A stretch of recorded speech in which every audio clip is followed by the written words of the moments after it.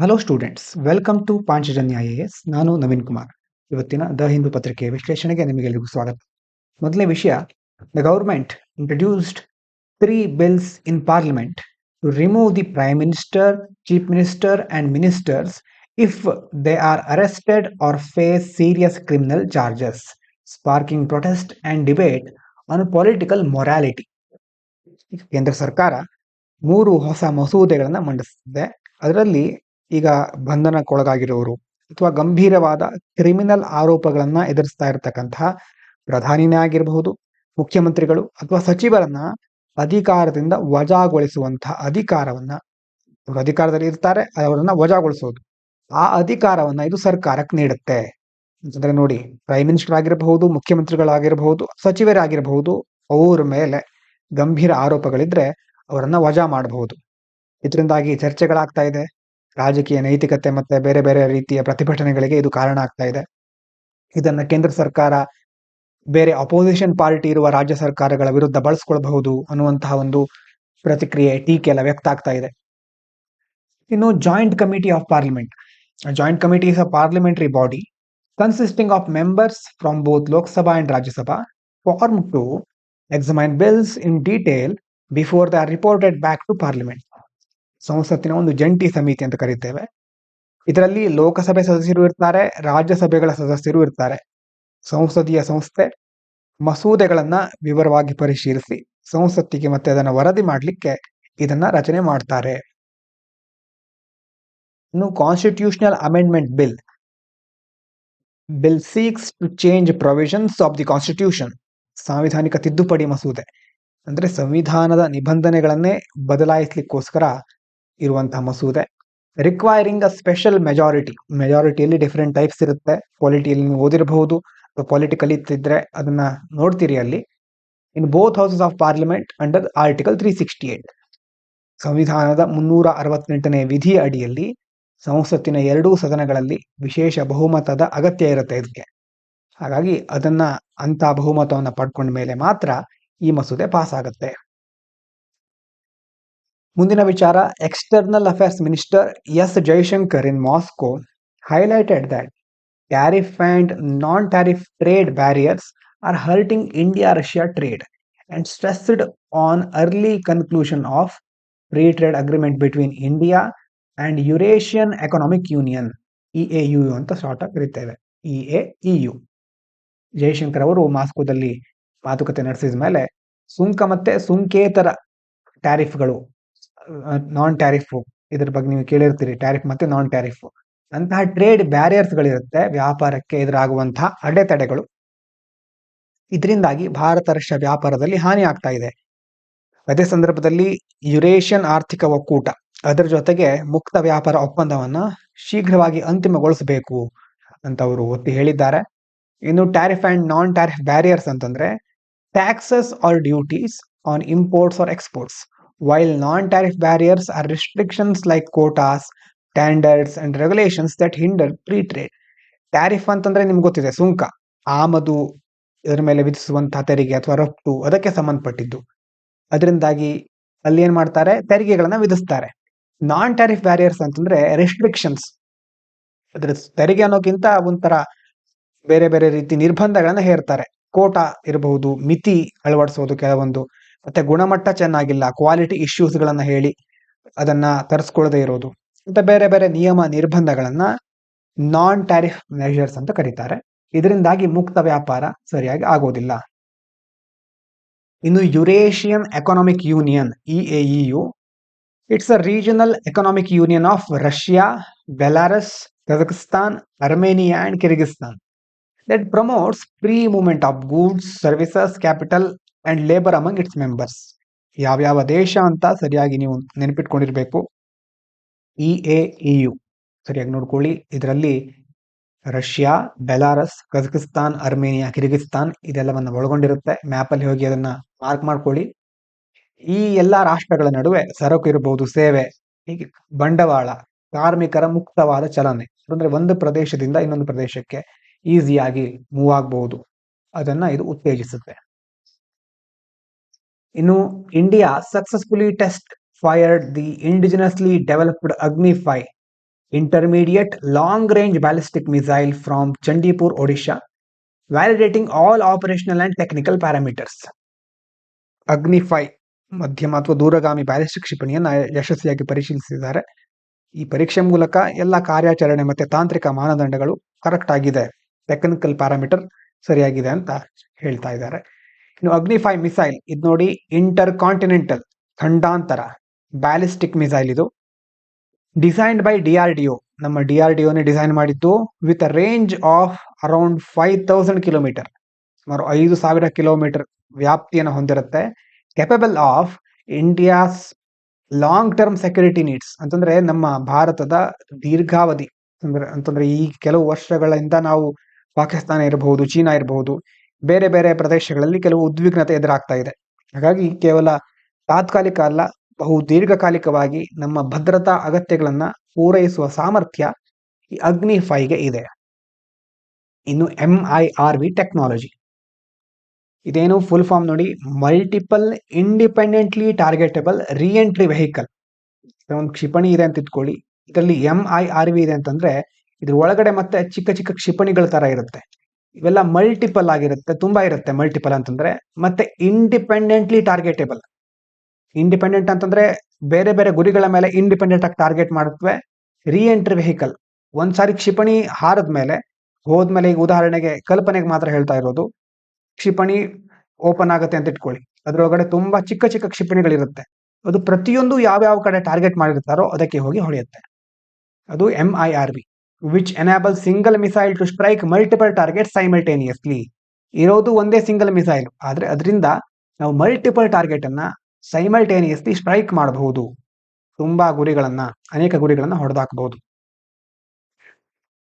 ಇನ್ನು Lok Sabha passed the promotion and regulation of online gaming bill 2025, which bans real money games like fantasy sports and card games where players stake money and imposes strict regulation to protect users from financial loss and addiction.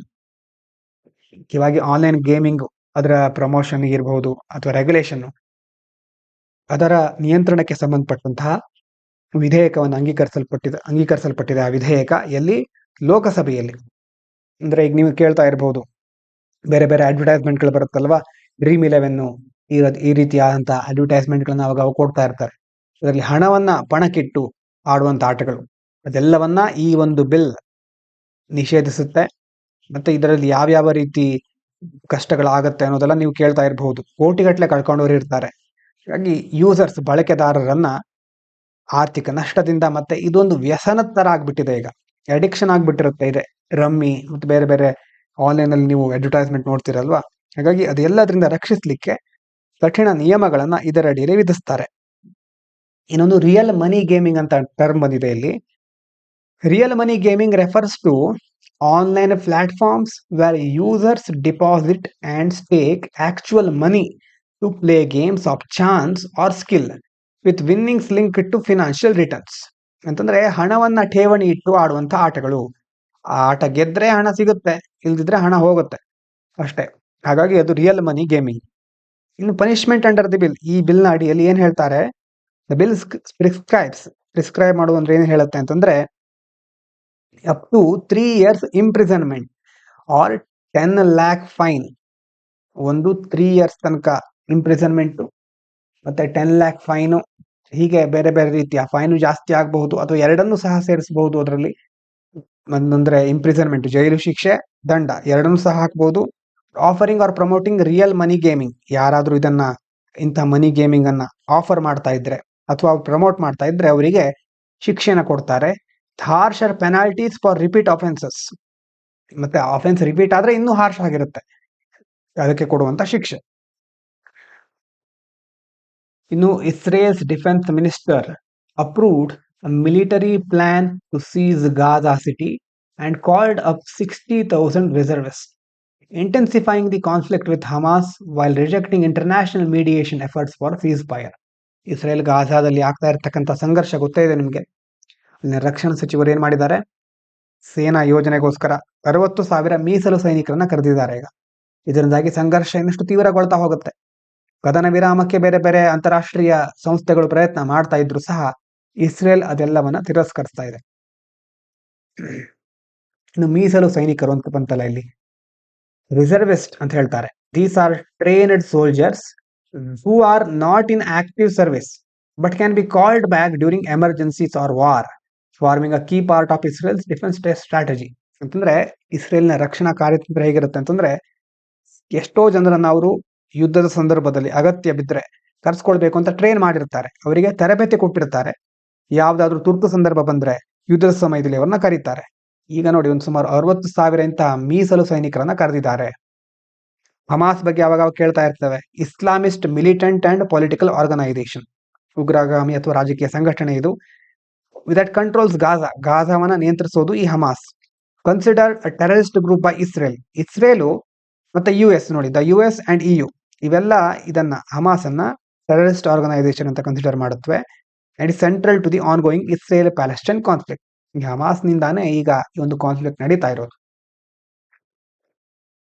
ಇನ್ನು researchers discovered a bistable gene in the deadly bacterium Pseudomonas aeruginosa which cause severe hospital acquired infections and shows high antibiotic resistance, offering new insights into tackling such pathogens. ಸಂಶೋಧಕರು ಏನ್ ಮಾಡಿದ್ದಾರೆ ಅಂತಂದ್ರೆ, ಸ್ಯೂಡೋಮೋನಸ್ ಎರುಗಿನೋಸಾ ಅಂತ ಒಂದು ಬ್ಯಾಕ್ಟೀರಿಯಾದಲ್ಲಿ ಬೈಸ್ಟೇಬಲ್ gene ಅನ್ನ ಪತ್ತೆ ಮಾಡಿದ್ದಾರೆ. ಈ ಬ್ಯಾಕ್ಟೀರಿಯಾ ಇದೆಯಲ್ಲ, ಸ್ಯೂಡೋಮೋನಸ್ ಎರುಗಿನೋಸಾ, ಇದು ಮುಖ್ಯವಾಗಿ ಆಸ್ಪತ್ರೆಗೆ ಸಂಬಂಧಪಟ್ಟಂತಹ ಸೋಂಕುಗಳನ್ನ ಉಂಟು ಮಾಡುತ್ತೆ. ಮತ್ತೆ ಆಂಟಿಬಯೋಟಿಕ್ ರೆಸಿಸ್ಟೆನ್ಸ್, ಅಂದ್ರೆ ಆಂಟಿಬಯೋಟಿಕ್ ತಗೊಂಡ್ರು ಆ ಸೋಂಕಿದ್ರೆ ಅವರಿಗೆ ಯಾವುದೇ ಪರಿಣಾಮ ಉಂಟಾಗೋದಿಲ್ಲ, ಅಷ್ಟು ಪ್ರತಿರೋಧವನ್ನ ಹೊಂದಿರುತ್ತೆ ಇದು. ಹಾಗಾಗಿ ಈಗ ಅವರು ಬೈಸ್ಟೇಬಲ್ ಜೀನ್ ಅನ್ನ ಅದರಲ್ಲಿ ಪತ್ತೆ ಹಚ್ಚಿದ್ದಾರೆ. ಹಾಗಾಗಿ ಇದರಿಂದ ಬರುವಂತಹ ರೋಗಗಳನ್ನ ನಿಭಾಯಿಸಲಿಕ್ಕೆ ಕೆಲವು ಹೊಸ ಮಾರ್ಗಗಳು ಸಿಗಬಹುದು. ಇನ್ನು Pseudomonas ಎರುಗಿನೋಸಾ is an opportunistic pathogen that infects burn victims and immunocompromised patients and is known for its resistance to multiple antibiotics. ಅಂತಂದ್ರೆ ಗಾಯ ಆಗಿರುತ್ತಲ್ಲ, ಸುಟ್ಟದ ಗಾಯ, ಅದೇ ರೀತಿ ರೋಗ ನಿರೋಧಕ ಶಕ್ತಿ ಕಡಿಮೆ ಇರೋ ಅಂಥವರಿಗೆ ಸೋಂಕು ತಗುಲಿಸುವಂತಹ ಒಂದು ರೋಗಕಾರಕ ಇದು. ಆದ್ರೆ ಇದಕ್ಕೆ ಫೇಮಸ್ ಆಗಿರೋದು ಯಾವುದಕ್ಕೆ ಅಂತಂದ್ರೆ, ರೆಸಿಸ್ಟೆನ್ಸ್ ಟು ಮಲ್ಟಿಪಲ್ ಆಂಟಿಬಯೋಟಿಕ್ಸ್. ಬೇರೆ ಬೇರೆ ಆಂಟಿಬಯೋಟಿಕ್ ಕೊಟ್ಟರು ಈ ಸೋಂಕು ಕಡಿಮೆ ಆಗೋದಿಲ್ಲ. ಒಂದು ಬೈಸ್ಟೇಬಲ್ ಜೀನ್ ಅಂತ ಬಂದಿದೆ ನೋಡಿ. Bistable gene is one that can switch between two stable states. ಅಂತಂದ್ರೆ ಎರಡು ರೀತಿಯ ಸ್ಥಿತಿಗಳ ನಡುವೆ ಆ ಜೀನು ಬದಲಾಗ್ತಾ ಇರುತ್ತೆ. Influencing bacterial survival and antibiotic resistance. ಒಂದ್ ಕಡೆ ಬ್ಯಾಕ್ಟೀರಿಯಾ ಸರ್ವೈವ್ ಆಗೋದು, ಇನ್ನೊಂದ್ ಕಡೆ ಆಂಟಿಬಯೋಟಿಕ್ಗೆ ಅದರ ರೆಸಿಸ್ಟೆನ್ಸ್ ಇರುತ್ತಲ್ವಾ, ಅದಕ್ಕೆ ಸಂಬಂಧಪಟ್ಟಿದ್ದು. Making it a key target for medical research. ಹಾಗಾಗಿ ಈ ಬೈಸ್ಟೇಬಲ್ ಜೀನ್ ಸಿಕ್ಕಿದ ಮೇಲೆ ಈ ಸಂಶೋಧನೆಯಲ್ಲಿ ಒಂದು ದೊಡ್ಡ ಮುನ್ನಡೆ ಸಿಗಬಹುದು ಅಥವಾ ಸಂಶೋಧನೆಯಲ್ಲಿ ದೊಡ್ಡ ಬದಲಾವಣೆ ಆಗಬಹುದು ಅಂತ ವಿಜ್ಞಾನಿಗಳು ಹೇಳ್ತಾ ಇದ್ದಾರೆ. ಇನ್ನು ವೊಕ್ಯಾಬ್ಯುಲರಿ ನೋಡೋಣ. ಕ್ವಶನ್ಸ್ ಇದೆ, ವೊಕ್ಯಾಬ್ಯುಲರಿ ಮುಗಿದ ಮೇಲೆ ಕೇಳ್ತೇನೆ. The frugal man who lived a simple life. Frugal ಅಂತಂದ್ರೆ ನೋಡಿ, ಥ್ರಿಫ್ಟಿ ಅಥವಾ ಎಕನಾಮಿಕಲ್, ಮಿತವ್ಯಯ ಅಂತ, ಎಷ್ಟು ಬೇಕೋ ಅಷ್ಟೇ ಖರ್ಚು ಮಾಡೋದು, ಸಿಂಪಲ್ ಆದ ಸರಳವಾದ ಜೀವನ ನಡೆಸ್ತಾ ಇದ್ದ. Had a larder filled with only the bare necessities. ಅವನ ಹತ್ರ ಒಂದು ಲಾರ್ಡರ್ ಅಂತಂದ್ರೆ ಉಗ್ರಾಣ, ಪ್ಯಾಂಟ್ರಿ, ಫುಡ್ ಸ್ಟೋರೇಜ್ ಅಂತ ಕರೀತಾರೆ. ಉಗ್ರಾಣದಲ್ಲಿ ಎಷ್ಟು ಬೇಕೋ, ಬೇರ್ ನೆಸೆಸಿಟಿ ಅಂತ ಹೇಳಿದ್ವಿ, ನಿನ್ನೆ ಸಹ ಇದು ಬಂದಿತ್ತು ಟರ್ಮ್. ಬೇರ್ ನೆಸೆಸಿಟಿ ಅಂತಂದ್ರೆ ಅವಶ್ಯಕತೆಗೆ ತಕ್ಕಷ್ಟು ಅಥವಾ ಅನಿವಾರ್ಯತೆಗೆ ಆದಾಗ ಎಷ್ಟು ಬೇಕೋ ಅಷ್ಟು. ಹಿ ವಾಸ್ ಅ ಕೈಂಡ್ ಸೋಲ್, ಬಹಳ ಒಳ್ಳೆಯ, ಅಂದ್ರೆ ತುಂಬಾ ಒಳ್ಳೆಯ ಮನುಷ್ಯ. ಬಟ್ ಇಸ್ ನೈಬರ್, ಅವನ ಪಕ್ಕದ ಮನೆಯವನು ಸ್ನೂಟಿ ವುಮೆನ್, ಪಕ್ಕದ ಮನೆಯವರು ಒಂದು ಸ್ನೂಟಿ ವುಮೆನ್ ಅಂತಂದ್ರೆ, ಸ್ನೂಟಿ ನೋಡಿ ಗರ್ವಿಷ್ಠ ಅಂತ, ಸ್ನಾಬಿಶ್, ಅರೋಗೆಂಟ್ ಅಂತ ಕರೀತಾರೆ. Look down on him for his lack of wealth. ಅಂತಂದ್ರೆ ಅವನ ಹತ್ರ ಅಷ್ಟೇನು ಹಣ ಇರ್ಲಿಲ್ಲವಲ್ಲ, ಹಾಗಾಗಿ ಅವನನ್ನ ಕೀಳಾಗಿ ನೋಡ್ತಾ ಇದ್ಲು. He was often mellifluous in his speech. Mellifluous ಅಂತಂದ್ರೆ ನೋಡಿ, ಫಸ್ಟ್ ಇದೆ ಮಧುರವಾದ ಅಂತ, ಸ್ಮೂತ್, ಸ್ವೀಟ್ ಸೌಂಡಿಂಗ್, ಅವನ ಮಾತು ಅಷ್ಟು ಮಧುರವಾಗಿರ್ತಾ ಇತ್ತು. His wife was a kind women. ಅವನ ಹೆಂಡತಿ ಸಹ ದಯಾಳು, ಕೈಂಡ್ ಆಗಿದ್ಲು. Sometimes she felt subjugated by her husband. ಆದ್ರೆ ಕೆಲವೊಂದ್ ಸಾರಿ ಅವಳಿಗೆ ಸಬ್ಜುಗೇಟೆಡ್ ಅಂತಂದ್ರೆ ಡಾಮಿನೇಟ್, ಕಂಟ್ರೋಲ್ಡ್, ನನ್ನ ಗಂಡನ ಅಧೀನಕ್ಕೆ ತಾನು ಒಳಪಟ್ಟಿದ್ದೇನಾ ಅನ್ನುವಂತ ಭಾವನೆ ಬರ್ತಾ ಇತ್ತು. ಇನ್ನು ಕ್ವಶನ್ ನೋಡಿ ಇವತ್ತಿಂದು. Consider the following statements regarding parliamentary procedures in India. ಮೊದಲು ನೋಡಿದ್ದು ನೆನಪಾಗ್ತಾ ಇದೆಯಾ? 3 ತರಹ ಪ್ರಧಾನಮಂತ್ರಿಗಳು, ಮುಖ್ಯಮಂತ್ರಿ, ಸಚಿವರನ್ನ ವಜಾಗೊಳಿಸುವಂಥದ್ದು. Joint committee of parliament is composed exclusively of members from the Lok Sabha. ಲೋಕಸಭಾದ ಮೆಂಬರ್ಸ್ ಮಾತ್ರ ಇರ್ತಾರೆ ಅದರಲ್ಲಿ. ನೋಡಿ, constitutional amendment bill requires special majority under article 368 for its passage. Pass ಆಗಬೇಕಾದ್ರೆ ಸ್ಪೆಷಲ್ ಮೆಜಾರಿಟಿ ಬೇಕಾಗುತ್ತೆ.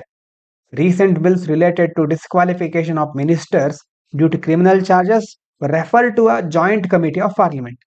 ಹೌದಾ? ಎಷ್ಟು ಕರೆಕ್ಟ್ ಇದರಲ್ಲಿ? Only 2 are correct. 1 is incorrect ಅಲ್ವಾ? 1 ಇದು ಇನ್ಕರೆಕ್ಟ್. ಜಾಯಿಂಟ್ ಕಮಿಟಿಯಲ್ಲಿ 2 ಹೌಸ್ ಲೋಕಸಭಾ ರಾಜ್ಯಸಭಾದ ಮೆಂಬರ್ಗಳಿರ್ತಾರೆ. ಮತ್ತೆ 2ನೇದು 3ನೇದು ಕರೆಕ್ಟ್. ಇನ್ನು ಮುಂದಿನ question, consider the following statement about the promotion and regulation of online gaming bill 2025. It imposes a blanket ban on all online games, including free to play ones. ಎಲ್ಲಾ ಗೇಮ್ಗಳ ಮೇಲೂ ಬ್ಯಾನ್ ಹಾಕ್ತಾ ಇದ್ದಾರಾ ಅಥವಾ ಎಲ್ಲವನ್ನ ಬ್ಯಾನ್ ಮಾಡ್ತಾ ಇದ್ದಾರಾ? ಫ್ರೀ ಆಗಿ ಆಡಬಹುದು ಅಂತದನ್ನು ಬ್ಯಾನ್ ಮಾಡ್ತಾ ಇದ್ದಾರಾ? Real money gaming involves taking actual money on games of chance or skill it's financial returns ಅಲ್ವಾ? ನೋಡಿ, ರಿಯಲ್ ಮನಿ ಗೇಮಿಂಗ್ ಅಂತಂದ್ರೆ ಹಣವನ್ನ ಪಣಕ್ಕಿಟ್ಟು ಆಡೋದು. The bill prescribes both imprisonment and monetary fines as possible punishment for offenders. ಅದರಲ್ಲಿ ಅಪರಾಧಿಗಳಿದ್ರೆ ಅವರಿಗೆ imprisonment, ಜೈಲು ಶಿಕ್ಷೆ ಸಹ ಇದೆ, ಮತ್ತೆ ಫೈನ್ ಸಹ ಇದೆ. ಇದರಲ್ಲಿ ಎಷ್ಟು ಕರೆಕ್ಟು? 2 ಕರೆಕ್ಟ್. 1ನೇದು ಇನ್ಕರೆಕ್ಟ್, 2ನೇದು ಮತ್ತೆ 3ನೇದು ಕರೆಕ್ಟ್ ಆಗಿದೆ. 1ನೇದು ಯಾಕೆ incorrect? Ban applies only to real money games. Real money ಗೇಮ್ಸ್ಗಳಿಗೆ ಮೇಲೆ ಮಾತ್ರ ಅಪ್ಲೈ ಆಗೋದು, ನಾಟ್ ಆಲ್ ಆನ್ಲೈನ್ ಗೇಮ್ಸ್. ನೋಡಿ, ಈ ತರ ಕ್ವಶನ್ ನೀವು ಮೊದಲು ನೋಡಿರಬಹುದು. ಅಂತಂದ್ರೆ ಅಸರ್ಷನ್ ಮತ್ತೆ ರೀಸನ್ ಅಂತ ಇರುತ್ತೆ. UPSC ಇದನ್ನ ಕೇಳ್ತಾನೆ ಇರ್ತಾರೆ ಪ್ರಿಲಿಮ್ಸ್ ಅಲ್ಲಿ. ಮೊದಲನೇದು ಅಸರ್ಷನ್, 2ನೇದು ರೀಸನ್. ಮೊದಲನೇ ಒಂದು ಸ್ಟೇಟ್ಮೆಂಟ್ ಇರುತ್ತೆ, ಅದೊಂದು ಕ್ಲೇಮ್ ಮಾಡುತ್ತೆ. 2ನೇ ಸ್ಟೇಟ್ಮೆಂಟ್ ಆ ಮೊದಲನೇ ಸ್ಟೇಟ್ಮೆಂಟ್ಗೆ ಸರಿಯಾದ ರೀಸನ್ ಅಂತ ನಾವು ನೋಡ್ಬೇಕು. ಇದು ಸಹ ತಪ್ಪಾಗಿರಬಹುದು, ರೀಸನ್ ಸಹ ತಪ್ಪಾಗಿರಬಹುದು, ಅಥವಾ ಯಾವ್ದಾದ್ರು ಒಂದು ಸರಿಯಾಗಿರಬಹುದು. ತುಂಬಾ ಪಾಸಿಬಿಲಿಟಿ ಇರುತ್ತೆ ಇಲ್ಲಿ. ಕ್ವಶನ್ ನೋಡಿ, ಅಸರ್ಷನ್ ಏನ್ ಹೇಳ್ತಾ ಇದೆ? Bistable gene can switch between 2 stable states, influencing bacterial survival and antibiotic resistance. ಈ ತರ ಬಂದಾಗ ಮೊದಲನೇದು ನಾವು ನೋಡ್ಬೇಕಾಗಿರೋದು ಇದು ಕರೆಕ್ಟ್ ಇದೆಯಾ ಇಲ್ವಾ? ಏನನ್ಸ್ತಾ ಇದೆ, ಕರೆಕ್ಟ್ ಇರಬಹುದಾ? ಅದಾಯ್ತು.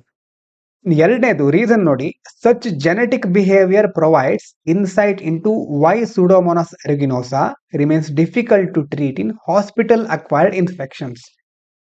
ಅಸರ್ಷನ್ ನೋಡಿದ್ರಿ, ಈಗ ರೀಸನ್ ನೋಡಿ. ಈ ಸ್ಟೇಟ್ಮೆಂಟ್ ಕರೆಕ್ಟ್ ಇದೆಯಾ ಇಲ್ವಾ ಅಂತ ಮೊದಲು ನೋಡೋದು. ಕರೆಕ್ಟ್ ಇದೆ ಅಂತಾದ್ರೆ ಅದನ್ನ ನೆನ್ಪಿಟ್ಕೊಳ್ಳೋದು. ಇದಾದ್ಮೇಲೆ ಇದು ಕರೆಕ್ಟ್ ಇದೆ, ಇದು ಕರೆಕ್ಟ್ ಇದೆ. ಈಗ ಮೊದಲನೇ ಸ್ಟೇಟ್ಮೆಂಟ್ಗೆ ಇದು ಕರೆಕ್ಟ್ ಆದ ರೀಸನ್ ಅಂತ ಚೆಕ್ ಮಾಡೋದು. ಅಂತಂದ್ರೆ ಇಲ್ಲಿ ಕ್ವಶನ್ ಆಪ್ಷನ್ ನೋಡಿ, both A and R are correct. 2 correct ಇದೆ ಅಂತ ಹೇಳ್ತಾ ಇದ್ದಾರೆ. And R is the correct explanation of A. R ಎಗೆ ಕರೆಕ್ಟ್ ಆದ ಎಕ್ಸ್ಪ್ಲನೇಷನ್. ಹೌದಾ ಅಂತ ನೋಡಿ. 2ನೇದು B, both A and R are correct. 2 correct ಆಗಿರಬಹುದು, ಆದ್ರೆ R is not the correct explanation of A. ಆದ್ರೆ ಆರ್ ಅನ್ನೋದು, ಈ ರೀಸನ್ ಅನ್ನೋದು ಎಗೆ ಅಸರ್ಷನ್ಗೆ ಕರೆಕ್ಟ್ ಆದ ಎಕ್ಸ್ಪ್ಲನೇಷನ್ ಅಲ್ಲ. ಇದು ಇನ್ನೊಂದು ಪಾಸಿಬಿಲಿಟಿ. 3ನೇದು A is correct, R is incorrect. A ಮಾತ್ರ ಸರಿ ಇದೆ, ಆರ್ ಸರಿ ಇಲ್ಲ. 4ನೇ option A is incorrect, R is correct. ಅಂತಂದ್ರೆ ಎ ತಪ್ಪಿದೆ, ಆರ್ ಈ ರೀಸನ್ ಕರೆಕ್ಟ್ ಇದೆ. ಇದರಲ್ಲಿ ಯಾವ್ದು ಸ್ವಲ್ಪ ಕನ್ಫ್ಯೂಸ್ ಆಗ್ಬಹುದು ಹೊಸದಾಗಿ ನೋಡ್ತಾ ಇರೋರಿಗೆ. ಆದ್ರೆ ಈ ತರ ಕ್ವಶನ್ಗಳು ತುಂಬಾ ಬರ್ತಾನೆ ಇರುತ್ತೆ, ಪ್ರತಿ ವರ್ಷ ಬರುತ್ತೆ. ಅಂಥದನ್ನ ಈಗ್ಲಿಂದಾನೇ ರೂಢಿ ಮಾಡ್ಕೊಳ್ಳೇಬೇಕು. ಇಲ್ಲಿ ಇದಕ್ಕೆ answer both A and R are correct, R is the correct explanation of A. ಇವತ್ತಿನ ಒಂದು ಆರ್ಟಿಕಲ್ ನೋಡೋಣ. ಮೈಗ್ರೇಷನ್, ವಲಸೆ ಹೋಗೋದ್ರ ಬಗ್ಗೆ, ಮತ್ತೆ ಇತ್ತೀಚಿನ ಚುನಾವಣಾ ಆಯೋಗದ ಕೆಲವೊಂದು ಪ್ರಕ್ರಿಯೆಗಳ ಬಗ್ಗೆ ಕೇಳ್ತಾ ಇದ್ದೇವೆ ನ್ಯೂಸ್ ಅನ್ನ. ಹಾಗಾಗಿ ಈ ಆರ್ಟಿಕಲ್ ಏನ್ ಹೇಳ್ತಾ ಇದ್ದಾರೆ ನೋಡಿ. ಇಂಡಿಯಾಸ್ ಡೆಮೋಕ್ರಸಿ ಇಸ್ ಫಾಲಿಂಗ್ ಅಥವಾ failing in the related to migrant citizen. ಯಾವುದಕ್ಕೆ ಸಂಬಂಧಪಟ್ಟಿದ್ದು? ಡೆಮೋಕ್ರಸಿ ಮೊದಲನೇದು, ಅದೇ ರೀತಿ ಮೈಗ್ರೆಂಟ್ ಸಿಟಿಸನ್ಸ್. ಪ್ರಾಬ್ಲಮ್ ಏನಂತಂದ್ರೆ, India has 45 crore internal migrants. 45 crore ಅಂತಂದ್ರೆ 450 million. ಇಂಟರ್ನಲ್ ಮೈಗ್ರೆಂಟ್ಸ್ ಅಂತಂದ್ರೆ ದೇಶದ ಒಳಗೇನೆ ಒಂದು ಪ್ರದೇಶದಿಂದ ಇನ್ನೊಂದು ಪ್ರದೇಶಕ್ಕೆ ವಲಸೆ ಹೋಗುವವರು. Many of them lose the right to vote because system expects people who live in one fixed place. ಎಷ್ಟೋ ಜನರಿಗೆ ತಮ್ಮ ಮತ ಚಲಾಯಿಸುವ ಹಕ್ಕು ಸರಿಯಾಗಿ ಬಳಸ್ಕೊಳ್ಳಿಕ್ ಆಗೋದಿಲ್ಲ. ಯಾಕಂತಂದ್ರೆ ವೋಟಿಂಗ್ ಸಿಸ್ಟಮ್ ಹೇಗಿದೆ ಅಂತಂದ್ರೆ, ಅವರು ಒಂದು ಪ್ರದೇಶದಲ್ಲಿ ನಿರ್ದಿಷ್ಟವಾಗಿ ವಾಸ ಮಾಡ್ತಾ ಇರಬೇಕು ಅಂತ ಇದೆ. ಹಾಗಾಗಿ during voter list verification someone is not at home, their name has been deleted. ಈಗ ಯಾರಾದರೂ ಈಗ ವೋಟರ್ ಲಿಸ್ಟ್ ವೆರಿಫಿಕೇಶನ್ ಮಾಡಬೇಕಾದ್ರೆ ಅವರು ಆವಾಗ ಮನೇಲಿ ಇಲ್ಲ ಅಂತಂದ್ರೆ, ಯಾಕಂತಂದ್ರೆ ಬೇರೆ ಕಡೆ ಮೈಗ್ರೇಟೆಡ್ ಫಾರ್ ವರ್ಕ್, ಬೇರೆ ಪ್ರದೇಶಕ್ಕೆ ಮೈಗ್ರೇಟ್ ಆಗಿರಬಹುದು ಕೆಲಸಕ್ಕೋಸ್ಕರ, ಅವಾಗ ಅವ್ರ ನೇಮ್ ಡಿಲೀಟ್ ಆಗ್ಬಿಡುತ್ತೆ. Recently in Bihar 35 lakh names var removed like this. ಬಿಹಾರದಲ್ಲಿ ಹೀಗಾಗಿನೇ 35 ಲಕ್ಷ ಹೆಸರುಗಳು ಆ ಒಂದು ಲಿಸ್ಟ್ ಇಂದ ರಿಮೂವ್ ಆಗ್ಬಿಡ್ತು. So migrants are punished for moving out to earn a living. ಅವರು ತಮ್ಮ ಜೀವನೋಪಾಯವನ್ನು ಕಂಡುಕೊಳ್ಳಿಕ್ಕೆ ಬೇರೆ ಪ್ರದೇಶಕ್ಕೆ ಹೋಗ್ತಾ ಇದ್ದಾರೆ, ಆದ್ರೆ ಇದರಿಂದಾಗಿ ಅವ್ರಿಗೆ ಸಿಗ್ತಾ ಇರೋದು ಪನಿಷ್ಮೆಂಟ್ ಅಂತಂದ್ರೆ ಅವರ ಮತ ಚಲಾಯಿಸುವ ಹಕ್ಕನ್ನೇ ಅವರು ಪಡ್ಕೊಳ್ಳಿಕ್ಕೆ ಆಗ್ತಾ ಇಲ್ಲ. ಯಾಕಿದು important? Why it matters? Migration is common in India. ನಮ್ಮ ದೇಶದಲ್ಲಿ ಸಾಮಾನ್ಯ. ಬೆಂಗಳೂರಿಗೆ ಹೋದ್ರೆ ಎಲ್ಲೆಲ್ಲಿಂದೋ ಮೈಗ್ರೇಷನ್ ಆಗಿರೋರು ಬಂದಿರ್ತಾರೆ, ವಲಸೆ ಬಂದಿರ್ತಾರೆ. People go to other states for work. ಉದಾಹರಣೆಗೆ ಕನ್ಸ್ಟ್ರಕ್ಷನ್ ವರ್ಕರ್ಸ್ ನೋಡಿರಬಹುದು, ಫ್ಯಾಕ್ಟರಿಗಳಲ್ಲಿ ಕೆಲಸ ಮಾಡೋರು, ಡೊಮೆಸ್ಟಿಕ್ ವರ್ಕು, ಈಗ ಬೇರೆ ಬೇರೆ ಫೀಲ್ಡ್ ಅಲ್ಲಿ ಮೈಗ್ರೇಟ್ ಆಗಿರೋರು ತುಂಬಾ ಇರ್ತಾರೆ. So migrant send money home which sustains rural economies. ಈಗ ಬಿಹಾರದಲ್ಲೆಲ್ಲ ಹಳ್ಳಿಗಳಿರುತ್ತೆ, ಆ ಹಳ್ಳಿಗಳಲ್ಲಿ ಇರುವವರಿಗೆ ಇಲ್ಲಿ ವಲಸೆ ಬಂದು ಕೆಲಸ ಮಾಡುವವರು ಹಣ ಕಳಿಸ್ತಾರೆ. But when they migrate they are cut off from voting both in their home state and in their host state. Home state ಅಂದ್ರೆ ಅವರ ಊರು, ಎಲ್ಲಿಂದ ಬಂದಿರ್ತಾರೋ ಅಲ್ಲಿಯೂ ಸಹ ಅವರಿಗೆ ವೋಟ್ ಹಾಕುವ ಅಧಿಕಾರ ಸಿಕ್ಕೋದಿಲ್ಲ, ಆ ಹಕ್ಕನ್ನ ಚಲಾಯಿಸ್ಲಿಕ್ಕೆ ಆಗೋದಿಲ್ಲ. ಇನ್ನು ಬೇರೆ ಕಡೆ ಬಂದಿರ್ತಾರೆ, ಅಲ್ಲಿ ಸಹ ಅವರಿಗೆ ವೋಟ್ ಹಾಕ್ಲಿಕ್ಕೆ ಆಗಲ್ಲ.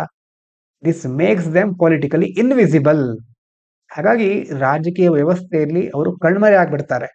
ಅವರ ಅಧಿಕಾರ, ಅವರ ಹಕ್ಕು ಅದೆಲ್ಲವನ್ನ ನಿಭಾಯಿಸ್ಲಿಕ್ಕೆ ಆಗೋದೇ ಇಲ್ಲ.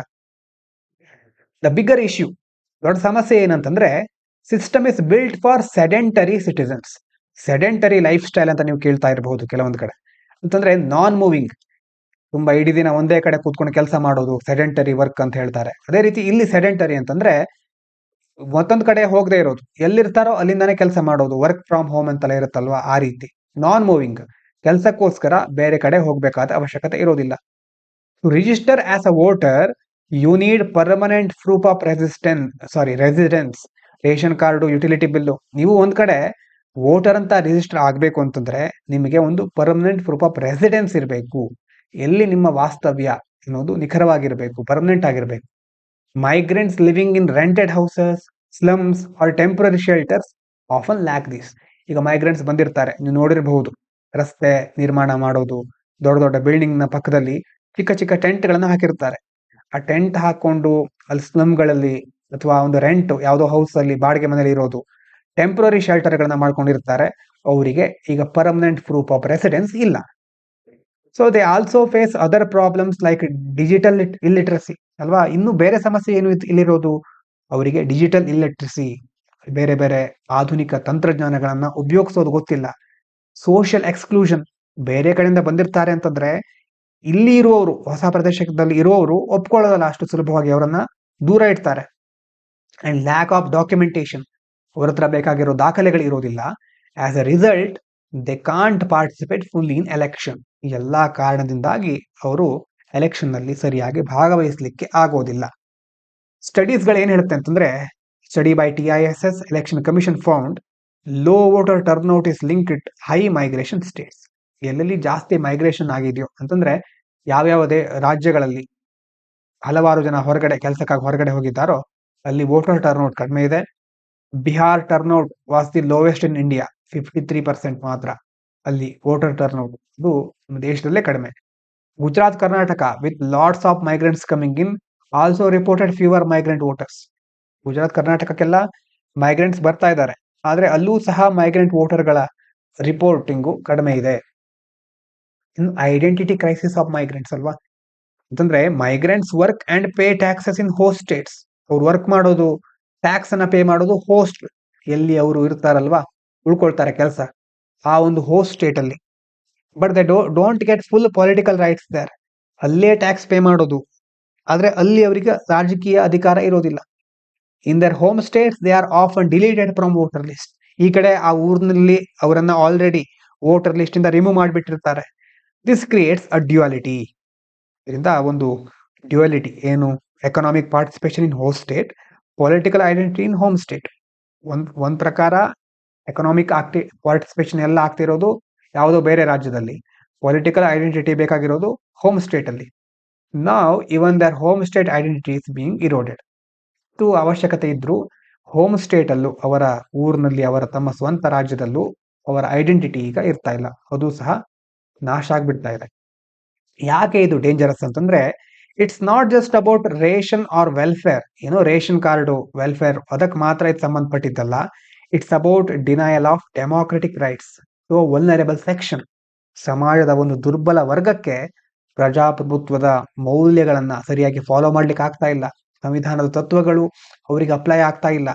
ಅದೇ ರೀತಿ ಅವರು ಎಲ್ಲದರಿಂದ ಹಿಂದುಳಿತಾ ಇದ್ದಾರೆ. ಮುಖ್ಯವಾಗಿ ಪ್ರಜಾಪ್ರಭುತ್ವದಲ್ಲಿ ನಮ್ಮ ಹತ್ರ ಇರುವಂತಹ ಅತ್ಯಂತ ದೊಡ್ಡ ಶಕ್ತಿನೇ ಮತದಾನದ ಶಕ್ತಿ. ಹಾಗಾಗಿ ಅದೇ ಅವರಿಗೆ ಸಿಗ್ತಾ ಇಲ್ಲ. It creates a democratic deficit ಅಂತಂದ್ರೆ millions of voices are missing from election. ಎಷ್ಟೋ ಲಕ್ಷಾಂತರ ಜನರ ಧ್ವನಿ, ಅವರ ಒಂದು ಅಭಿಪ್ರಾಯ ಎಲೆಕ್ಷನ್ ಅಲ್ಲಿ ತಿಳಿಸ್ಲಿಕ್ಕೆ ಆಗ್ತಾ ಇಲ್ಲ. ಹಾಗಾದ್ರೆ ಏನ್ ಮಾಡ್ಬೇಕು?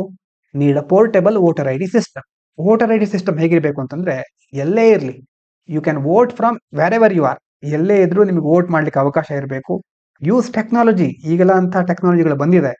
ಮೊಬೈಲ್ ಬೇಸ್ಡ್ ರಿಜಿಸ್ಟ್ರೇಷನ್ ಮಾಡಬಹುದು, ಮೊಬೈಲ್ ರಿಜಿಸ್ಟ್ರೇಷನ್ ಮಾಡೋದು, ಆಧಾರ್ ಲಿಂಕ್ ಮಾಡಬಹುದು, ಕ್ರಾಸ್ ವೆರಿಫಿಕೇಶನ್ ಮಾಡಬಹುದು. ಇದನ್ನ ಸರಿಯಾಗಿ ಉಪಯೋಗಿಸ್ಕೊಳ್ಬೇಕು.